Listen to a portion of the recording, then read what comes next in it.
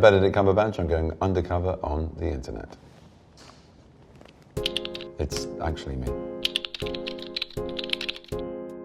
First up, Twitter.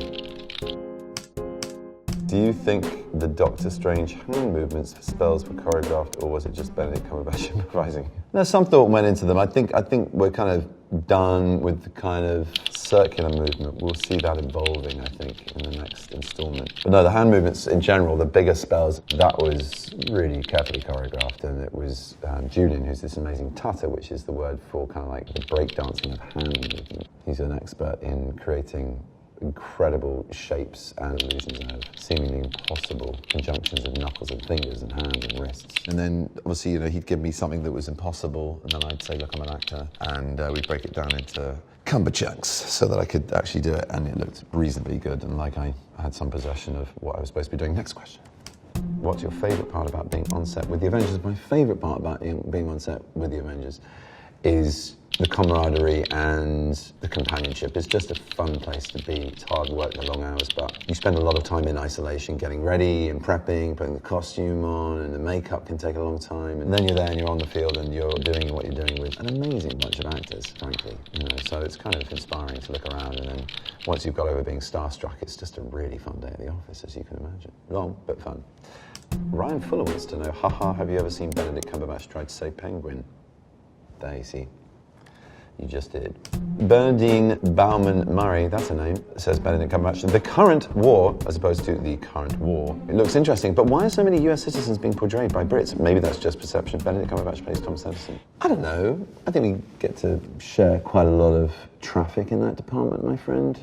Bernadine, Meryl Streep gets to play Margaret Thatcher. I don't know, listen, acting's a job, and you get to be a lot of things other than yourself, and not blowing my own trumpet, but you just have to be good at it. And if you are good at it and you get trusted to do something, like playing an American icon like Edison, you work very hard to honour the trust and faith that people have in you. So I don't know if it is just Brits. I think Australians as well.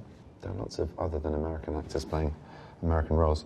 But I do think the traffic goes both ways, and that's a very healthy state of affairs culturally. We can't and shouldn't all be typecast or stick to our own nationalities even. Do you think Robert Downey Jr. and Benedict Cumberbatch ever share Sherlock Holmes stories or fight over who the best Sherlock? We certainly don't fight over who the best Sherlock is. No, we're really lucky. We've worked in these two franchises playing iconic characters. And, Johnny Lee Miller's also a friend, and it's interesting. I've yet to have a real discussion with Robert about that. Or Johnny, really. I mean, yeah. We've said how funny it is that we get to play these characters, and here we are doing something together in a completely different world, different characters. It's a bit of a dull answer, isn't it? I should have said, yeah, we do. And I'm the best. Bye-bye. IMDb, font of misinformation. Okay, so my 5 trademarks are apparently that I've got a deep baritone voice, piercing blue-green eyes, sharp cheekbones, often portrays posh upper-class figures. Alan Turing wasn't necessarily upper-class. Doctor Strange is very privileged and very smart. But not necessarily upper class, it's more the class of money, I guess, in this country. Yeah, I don't know, American posh people, or just people who aren't upper class, but I like to mix it up. It also says usually plays highly intelligent and gifted characters. Yeah, I've got an odd face, maybe that's why I get to pretend to be smart, but I play a character coming up called Greville Wynn in a film called Ironbark, who's a working class salesman who worked his way up the greasy class pole to being a middle class salesman, married into someone from the upper classes, but still he was basically a salesman for industrial goods and ended up being a conduit for MI6 during the Cold War and making friends with the highest ranking Soviet official that ever to turn informant, Oleg Penkovsky in Russia. And he was a very ordinary man doing an extraordinary thing. So take that, IMDb. He experienced a terrifying carjacking in South Africa while filming To the Ends of the Earth in 2005. He wrote about the experience in an article for the Prince of Wales Trust, for which he is an ambassador. True. About how music can inspire you, and a particular piece that Radiohead did came on by accident whilst we were being driven off-road by 3 guys coming to raid the car for all it was worth, tie us up, and psychologically kind of torture us and give us a pretty rough ride. Thank God, not too much violence. I was put in a boot of a car, my hands tied behind my back and gun put to my head, so that was a sparky night in a very big country. Famous for my Alan Rickman impressions. Yes, God rest his soul. Sometimes as an actor you're looking for the infinite. Oh, did I really say this? This is going to be awful. I hate IMDb. If you can hold that, if you can remember that in the chaos, it will anchor you and give you grace and ease. I don't know, I must have been tired, stoned or jet-lagged or all of those things. I you can remember that in the chaos. What chaos? Chaos of fame? I mean, you don't look for the infinite in fame. I don't know. I really don't know where the context of this was, or even if I said it. And trust me, the amount of shit I'm credited with saying that I haven't said is unbelievable. Reddit. What are the best names you've heard for Benedict Cumberbatch? I've heard them all, sweetheart. I've heard them all. Goodbye.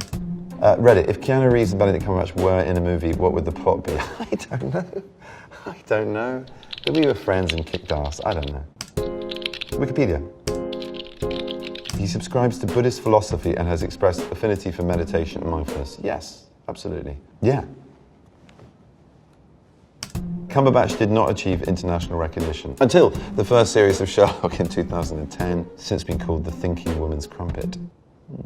Yeah, it was very weird, that sudden moment, and it's odd, it's the first time I've really experienced the live nature of a recorded broadcast. And it was just bizarre, like the internet reaction. I didn't really know what Twitter was until that night. I didn't know that there was this sort of space for a live reaction from an audience. It was kind of freaky. This just blew up in that moment to the point that I thought we were going to walk out the door and have like press abseiling out of helicopters and like flashbulbs going off in hedgerows because it was so loud. And yet I just walked out, there was just a slightly wet, empty street. Normal life continued. It's great that the series got so much love and that our work was rewarded and we got to do so much other things as artists. That freedom is great, but the cost of that is fame, and that's a weird, unruly beast. In September 2016, appeared on stage with Pink Floyd member David Gilmour during one of the musicians' shows in London, held up the Royal Albert Hall. He sang lead vocals on Comfortably Numb, singing the verse section originally sung by Roger Waters. And I'm proud because I survived to tell you that that is true. I thought I was going to have a heart attack. I was looking for guys in like Florries to literally know where my out was medically, because I was like, yeah, this is it, that's it, that sort of numb feeling, this shortness of breath, my chest is tightening, I'm going to collapse. I'd watched this entire concert and it was a gift to any fan of Gilmour. And then I waddle on, people go, what? Sherlock's going to sing to us? You know, it was very, very weird, but then I got into it and it was amazing. But I literally thought I was going to die before I went on, so sorry, I wanted to take that one. What is Quora? Is it like a public forum where people answer the got you? I think I do know this. Is Benedict Cumberbatch the best Sherlock Holmes of all time? That's nice. Which Benedict Cumberbatch character role do you like the best? I don't do favourites, sorry. You'll have to decide these things. Or Kura should. Why doesn't Benedict Cumberbatch have any social media accounts? Because I'd be terrible. It would take me too much time and I'd overdo it. How many times did Benedict Cumberbatch read Sherlock Holmes novels to get into character? Pretty much every time he did a series, anything that it touched on, I'd go back to the canon and just kind of rootle around in it, and that's the best research you could possibly do for an iconic role like that. It's all there. It's all there. Watson recorded it all. Thank Internet for questions. Goodbye. It's not really me, it's a hologram. Bye-bye. Can I get up the chair?